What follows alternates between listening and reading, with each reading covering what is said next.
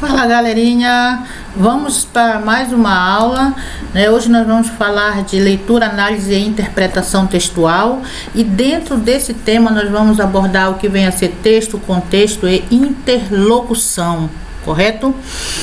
Bem, vocês já estão de posse da apostila, né? E para iniciar nosso assunto eu trouxe esta pergunta aqui: qual a importância da leitura, análise, interpretação e produção de textos? Bem, galerinha, eu posso começar a responder essa pergunta citando uma frase desse carinha aqui. Sabe quem é esse carinha aqui? Não, né? Ele é o filósofo grego Sócrates, né? Que dizia o seguinte: o que mais sabemos é que nada sabemos. E o que ele quis dizer com isso, galera? O que mais sabemos é que nada sabemos. Bem, é que o ser humano nunca sabe o suficiente, né? Sempre é preciso saber mais, né? E o homem está sempre em busca de novos conhecimentos, de ampliação de horizontes, de novas conquistas. E saber ler e escrever são duas das mais importantes conquistas do ser humano. Então, galerinha, todo educador, independente da sua área de atuação e conhecimento, ele deve ser um produtor de leitores e escreventes, né? E eu, como professora de língua portuguesa, essa tarefa ela se torna bem mais árdua. Galerinha, ler é fundamental para escrever, né? Isso é fato, né? Isso é notório. De onde nós podemos concluir que saber escrever com competência, né, pressupõe duas coisinhas. Quais seriam essas duas coisinhas aí? Saber ler e pensar. Mas é assim, galera, quem não pensa ou pensa mal, qual é a consequência disso? Não escreve, né? Ou escreve mal. A mesma coisa, quem não lê ou lê mal, também não escreve ou escreve mal. Mas, galera, não basta apenas ler. É preciso você entender aquilo que você está lendo. Ou seja, é preciso você compreender o sentido da organização das frases num determinado texto para que se cumpra uma das finalidades básicas da leitura. Que finalidade é essa? A compreensão de ideias, né? E aqui cabe falar do analfabeto funcional. Quem são os analfabetos funcionais? Galerinha, os analfabetos funcionais são aqueles indivíduos, né, que, embora eles saibam reconhecer letras, palavras, frases, eles são incapazes de compreender textos simples.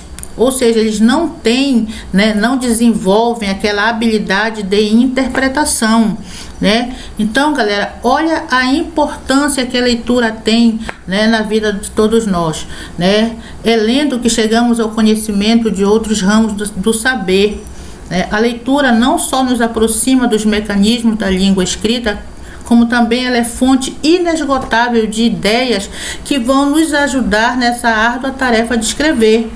Então, esse material que eu estou trazendo para vocês, eu espero que ele possa possibilitar vocês a se tornarem leitores mais competentes de textos, né? E se você é um leitor competente de texto, como consequência disso, né, como reflexo, você também vai ser um excelente produtor dos mesmos, não é isso, galerinha? Tá? Então, faça um bom proveito desse material que eu estou trazendo para vocês. Tá? Então, voltando lá para a nossa apostila, né, eu coloquei assim: antes de se falar em análise e interpretação de texto, convém definir o que é texto, contexto e interlocutor. Um texto é uma manifestação linguística produzida por alguém em alguma situação concreta, né, que a gente chama de contexto, com uma determinada intenção. Então, eu trouxe uma definição aqui, ó. O que é um texto? Texto é um conjunto de palavras e frases encadeadas que permitem interpretação e transmitem uma mensagem. Um texto é uma unidade linguística de extensão superior à frase, tá? Então, o texto é essa unidade superior à frase, né? Superior ao período, tá? Portanto, o texto é uma unidade de sentido produzida por um autor e interpretada por um leitor. Então, eu tenho essa tríade aqui, ó: autor, texto e leitor. Importante observar que o texto está intimamente ligado ao contexto. O que vem a ser o contexto, galera? É essa situação concreta. E somente existe quando essa relação se estabelece, né? Existem diferentes tipos de contextos e a identificação deles é essencial para se compreender o texto. Então, o que eu poderia dizer para vocês que é um texto? Um texto é uma unidade de significado produzido sempre com uma determinada intenção, né? Com uma determinada finalidade. Correto, galerinha? Então, é assim. Por que nós produzimos um texto? Por que nós escrevemos algo? Né? Porque nós queremos informar, nós queremos explicar, nós queremos divertir, convencer, criticar, concordar, discordar. Então, são N as finalidades porque nós escrevemos, porque nós produzimos um texto, galera. Né? Cabe lembrar, galera, que todo texto ele faz referência a uma situação concreta. Essa situação concreta é o que nós chamamos de contexto. E existem vários tipos de contexto, né? Contexto político, social, cultural, situacional, histórico, religioso, econômico e por aí vai, né? E a identificação do contexto, galera, ela é essencial para que você possa compreender bem o texto, né? Se você não identificar o contexto, ou seja, essa situação concreta onde o texto está inserido, fica difícil a sua compreensão do texto, né? Então, para exemplificar essa questão da identificação do contexto, eu trouxe um exemplo aqui, ó. Primeiro deles, né? Então, tem essa frase aqui, ó. Que belo dia, né? Que belo dia. Eu tenho uma frase solta aqui, correto, galera? Ela não está inserida em nenhum contexto. Tá? Então, se você não identificar, né, o contexto, a situação em que essa frase foi dita aqui, você não pode explicar o sentido dela, né? Que belo dia. Essa frase aqui pode se referir a um dia agradável, né? Poxa, eu acordei de manhã, abri a janela, o sol maravilhoso ali, ó, que belo dia, né? Essa frase pode ter sido dita por alguém que ganhou na loteria. Já pensou, galera? Eu peguei meu canhoto, fui verificar ali, ó, fui conferir. Caramba, ganhei na loteria, que belo dia, oba, tô milionário, beleza? Já pensou? Tá? Não vou mais ensinar, não gosto de fazer isso, tá? Que belo dia, né? Essa frase pode se referir a um dia de sol após um período chuvoso, ou o contrário, né? Pode se referir a um dia de chuva após meses de sol escaldante. Então, galerinha, como não foi apresentado o contexto, ou seja, a situação em que essa frase foi dita, eu tenho N possibilidades de interpretação, não é isso? Tá? Mas olha essa mesma frase dentro de um contexto, né? Eu coloquei assim, olha, a professora Conceição acordou atrasada para ir trabalhar. Tomou um ônibus lotado que deu pane durante o trajeto. Chamou um Uber para não se atrasar ainda mais. Mas teve que descer a 3 quarteirões da escola, pois como chovia bastante, uma árvore caída na pista impedia a passagem de veículos. Chegou atrasada ao trabalho 2h30. Ofegante e nervosa, gritava: que belo dia! Aff, né? Então essa frase aqui, ela não está solta, ela está dentro desse contexto aqui, tá? Então, se ela está dentro desse contexto, eu só posso interpretar de uma forma, né? Como é que eu poderia interpretar essa frase dentro desse contexto aqui? Que belo dia, né? Um dia horrível, um dia para ser deletado, para ser esquecido, né? Então, eu pude interpretar dessa forma porque a frase não está solta, ela está dentro de uma situação concreta, ou seja, ela está dentro de um contexto. Ficou entendido, galerinha? Bom, eu trouxe também uma outra situação aqui, ó, tá? Eu tenho aqui, no caso, esta imagem, olha só, tá? Onde aparece esta frase: eles vão te pegar na esquina, tá? Aqui eu tenho o nome de pessoas bastante conhecidas, não dá para enxergar, né? Porque tá muito pequenininho, tá? Mas são jornalistas, são jogadores de futebol, tá? Colunistas também. E aqui eu tenho o nome de jornal, o Jornal do Brasil, tá? Um dos maiores jornais do país. Tá? O que há em comum entre essas pessoas, galera? Eu posso dizer para vocês que essas pessoas publicam seus textos em jornais de grande circulação, como é o caso do Jornal do Brasil. Então, se eu considerar todas as informações, né, essa frase que eles vão te pegar na esquina se refere ao fato que os textos escritos por essas pessoas podem ser encontrados no jornal em questão, no caso o Jornal do Brasil, vendido em bancas de revistas, né, que na maioria das cidades se localizam onde essas bancas? Nas esquinas, né? Então, eles vão te pegar na esquina. Correto, galera? Então, nesse sentido aqui, pegar na esquina se refere ao fato de quê? De atrair a atenção, né, do leitor, né, que interessados nos textos escritos por essas pessoas vão em busca dos jornais vendidos em banca de revista localizada nas esquinas das cidades. Mas eu também tenho essa frase aqui em outras situações, como eu coloquei aqui, olha. Nessa situação 2 aqui, né? Uma cidade violenta. Dois amigos conversam e comentam sobre os frequentes assaltos no bairro. Um deles diz: eles vão te pegar na esquina. Nesse caso, é possível que a frase se refira aos assaltantes que esperam por suas vítimas na esquina, né? Uma família, tá? Essa é a situação 3. Um irmão liga para casa e avisa a sua irmã que os pais estão passando para apanhá-la, né? Nesse caso, é possível que eles combinem o local do encontro. O irmão avisa: eles vão te pegar na esquina. Então, veja bem que eu tenho a mesma frase em 3 situações diferentes, né? Nesse primeiro caso aqui, galerinha, eles vão te pegar na esquina. Como eu já falei, esse te pegar na esquina significaria o quê? Capturar, né? Atrair a atenção do leitor, né, para os textos escritos por essas pessoas, né? E esses textos podem ser encontrados onde? Em jornais que são vendidos em bancas de revistas localizadas nas esquinas da cidade. Então, nesse sentido aqui de pegar seria o que? Atrair, capturar a atenção do leitor, né?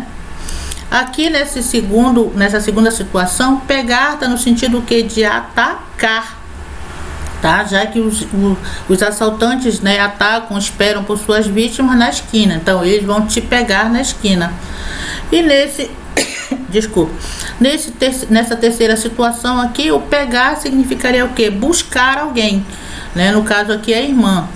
Tá ok, galera? Então, você conseguiu compreender essas frases porque elas estão inseridas dentro de um contexto, no caso 3 contextos diferentes.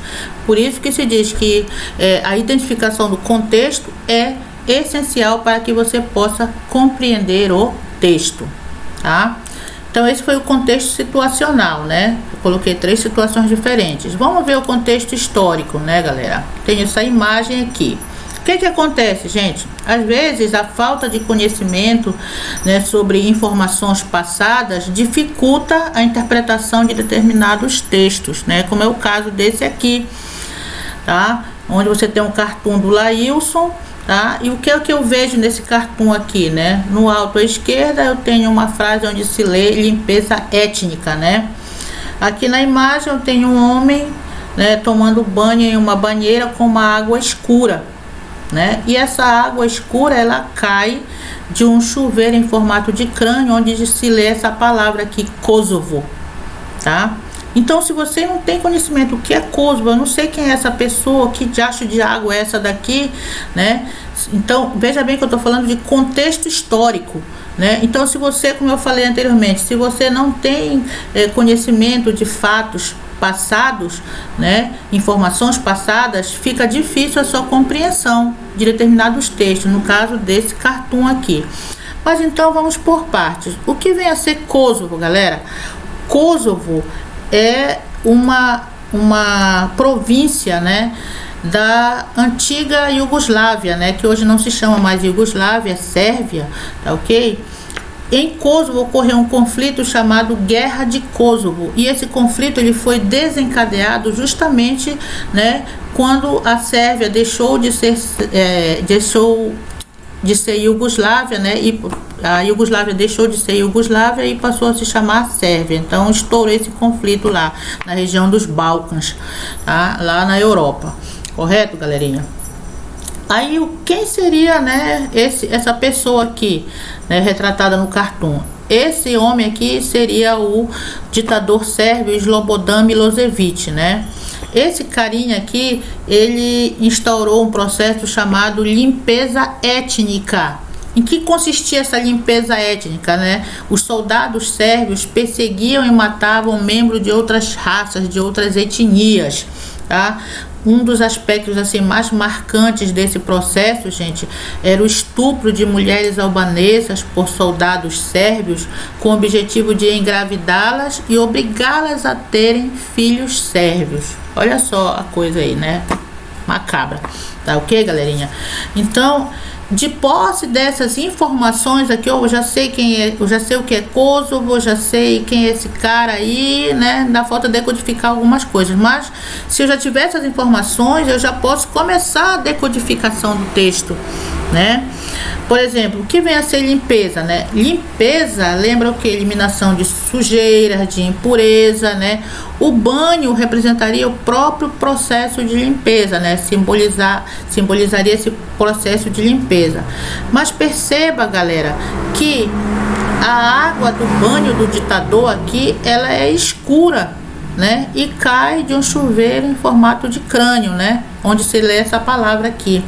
Então, a gente pode chegar a uma conclusão, né? Que essa água, na verdade, por tudo que já foi dito aí, né? Que essa água, na verdade, não é água, né? Essa água é sangue, correto?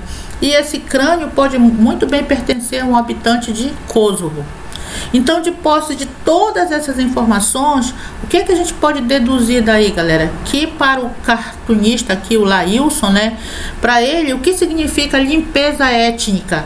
Limpeza étnica seria esse banho de sangue, né, provocado pelo ditador sérvio, né, esse carinha aqui, responsável por tamanha atrocidade.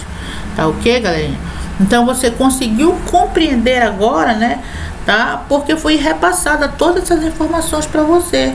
Tá? Mas se você desconhece esses fatos, né, fica difícil a sua compreensão, né, desse contexto histórico aqui, né? Fica difícil você compreender o texto, esse cartoon aqui. Correto, galera? Então, olha aqui. Nós temos aqui o mapa, né? Tá? Onde se localiza Kosovo, né? Bem aqui, tá? A antiga Iugoslávia era formada por 6 repúblicas: Bósnia, Herzegovina, Croácia, Eslovênia, Montenegro, Macedônia e a Sérvia, né? Que era a antiga Iugoslávia, né? Que possuía 2 territórios autônomos, né? Voivodina e Kosovo. Havia minorias sérvias em todas as repúblicas da Iugoslávia. O país estava partido entre católicos romanos, que eram eslovenos e croatas, em católicos ortodoxos, que eram os sérvios e macedônios, e os muçulmanos, que eram os kosovares e os bósnios. Tá ok? Aí houve esse conflito em Kosovo aí, né? O ditador se aproveitou dessa situação aí, né? E aconteceu o que aconteceu, que já foi explicado para vocês aí anteriormente. Esse cara aqui é o ditador, né? O ditador bósnio, sérvio Slobodan Milošević, tá? Ele foi julgado, condenado. Me parece que ele já não está mais vivo, tá? Vamos lá, galerinha. Vamos falar de interlocutor, né? Então vamos lá na apostila de vocês, eu coloquei assim: um interlocutor de um texto é o leitor a quem ele se dirige preferencialmente, ou em outras palavras, é o leitor em quem pensa o autor no momento da produção de um texto, tá? Então, galerinha, olha só, a relação autor-leitor. O interlocutor de um texto é o leitor a quem ele se dirige preferencialmente, ou em outras palavras, é o leitor em quem pensa o autor no momento da produção de um texto. Né? Quando um autor ele produz um texto, alguém vai entrar em contato com esse texto, não é isso, galerinha? Tá? Alguém vai ler esse texto. Então, esse alguém que vai ter contato com o texto é o interlocutor, tá? Há para cada texto não só um contexto, mas também um interlocutor preferencial. Para identificarmos esse leitor, devemos observar 2 aspectos: o assunto do texto, ou seja, quem poderia interessar esse texto está voltado para quem, tá? E suas características formais, se é mais genérico ou mais específico, se há presença de gírias, correto, galerinha? Então, O que vem a ser o interlocutor, né? Assim como existe um contexto para cada texto, né? Cada texto tem também um interlocutor preferencial. E quem é esse interlocutor preferencial? É o próprio leitor, é aquele que vai ter contato com o texto, né? É o leitor em quem pensa o autor no momento em que ele produz o texto dele, tá? Então eu trouxe alguns exemplos aqui para vocês, tá? Vamos identificar quem seriam esses interlocutores preferenciais. Então tem esse texto aqui: pernas para que te quero. Novas técnicas eliminam os vasinhos mais rapidamente e sem causar dores. Perto do verão, cresce a procura por tratamentos que põem fim às microvarizes, veias dilatadas e avermelhadas que às vezes lembram o desenho de uma teia de aranha. Comuns em 5 a cada 10 mulheres, os vasinhos surgem mais facilmente na gravidez, em usuárias de anticoncepcionais e hormônios e em quem está acima do peso ou fica muito tempo em pé. Mas com a chegada da estação quente, todas querem estar com as pernas impecáveis. E não faltam novidades na área. A cada ano surgem técnicas mais sofisticadas e mais clínicas especializadas no problema. É por isso que a revoada anual em busca de pernas mais bonitas deve ser precedida de uma boa pesquisa. Então, se eu perguntasse a quem é direcionado esse texto, quem seria o interlocutor preferencial, né? Aí você poderia me responder por tudo que foi colocado aqui. O interlocutor preferencial desse texto são as leitoras, as mulheres, né, que têm varizes e desejam, como está aqui, né, no texto, pernas impecáveis. Então, é direcionado para esse tipo de leitor, no caso essas mulheres que possuem varizes, né, que querem ter pernas bonitas, né, pernas impecáveis. Então elas seriam as interlocutoras preferenciais, tá? Vamos ver o outro texto aqui, ó. Saber quais são as suas necessidades, desejos, ambições, metas e objetivos de vida ainda são as melhores armas para uma possível tentativa de parar de uma vez por todas de fumar. As campanhas publicitárias incentivando o tabagismo buscam atingir algum ponto fraco, né, que esteja ligado às nossas necessidades, desejos, ambições. Por isso é imprescindível que o fumante, disposto a dar um fim ao seu vício, esteja totalmente consciente das necessidades psicológicas que o cigarro supre. Portanto, não substitua seu ímpeto por alguns tragos. Controlar a ansiedade e não inventar desculpas são necessários para largar o vício. Então, quem seria o interlocutor preferencial desse texto aí? Para quem está direcionado esse texto?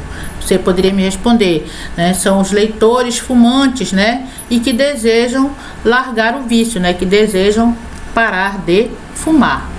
Então, eles que seriam os interlocutores preferenciais. Eu tenho uma imagem aqui, né, onde aparece esse cachorrinho aqui, né, um Shar-Pei, tá ok?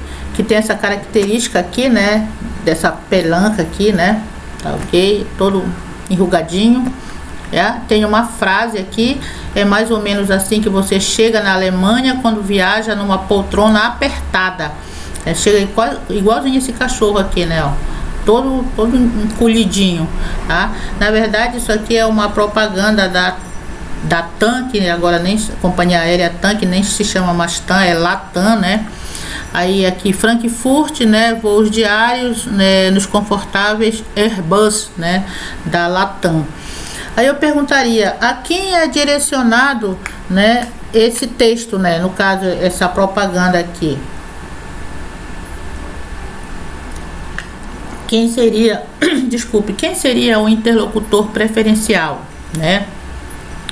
Pelo que você vê aqui na imagem, no que está escrito aqui na frase, né? Que é uma propaganda da Latam, você poderia dizer, olha, o interlocutor, né? É alguém acostumado a fazer viagens internacionais na classe econômica dos aviões, né? Você chegou a essa conclusão aqui pelo que está sendo dito aqui, ó. tá? É mais ou menos assim que você chega na Alemanha quando viaja numa poltrona apertada. Geralmente, né, as companhias aéreas da classe econômica, o espaço entre uma poltrona e outra é bem exíguo, né? Um espaço bem pequeno, né? Então você chega, quem tem um pernão como eu, não dá nem para esticar as pernas, né, galera? Então você chega realmente todo encolhidinho aí, igual esse cachorro, tá? Então, o que a companhia aérea quer dizer aqui, né? Quem optar em viajar pelos Airbus da Latam aqui, né? Vão ter uma série de vantagens, né? Pois os aviões são mais confortáveis, são mais modernos, né? Vai permitir uma melhor acomodação, né, dos passageiros se optarem por viajar pela companhia Latam, mesmo sendo na classe econômica, né? Segundo o que eles dizem aqui, correto, galerinha? Então, o interlocutor preferencial seriam essas pessoas, né, que são acostumadas a fazer viagens internacionais usando a classe econômica. Mas se optar em viajar pela Latam, vai ser uma viagem bem mais confortável. Ok, galerinha? Então vamos em frente. Bem, voltando aqui para a apostila, nós temos assim: ler e escrever se completam, mesmo que sejam duas atividades diferentes. O ótimo escritor é aquele que lê bem, com calma e atenção. Então é assim, gente, leitura e escrita são, em uma sociedade letrada, a base do sistema de comunicação, né? Onde uma completa a outra, ou seja, a leitura completa a escrita e a escrita completa a leitura. Desculpa, galerinha, só um minutinho.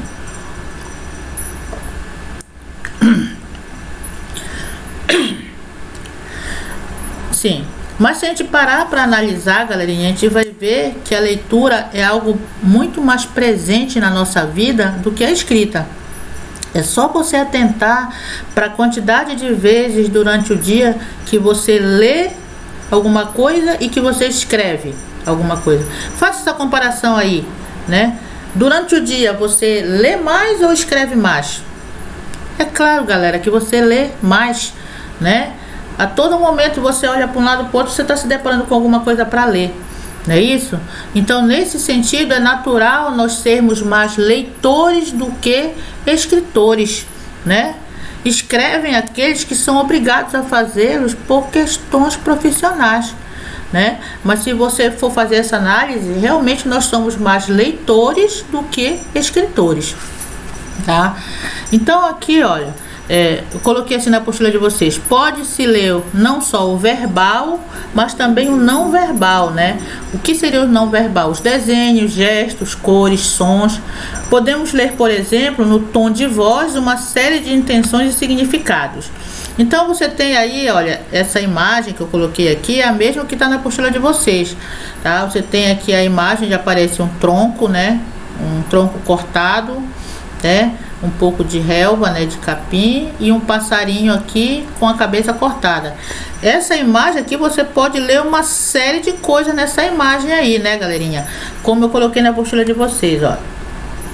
Se fôssemos extrair todas as informações presentes nessa imagem, poderíamos dizer que se vê um pouco de grama, né, tá aqui a grama, né?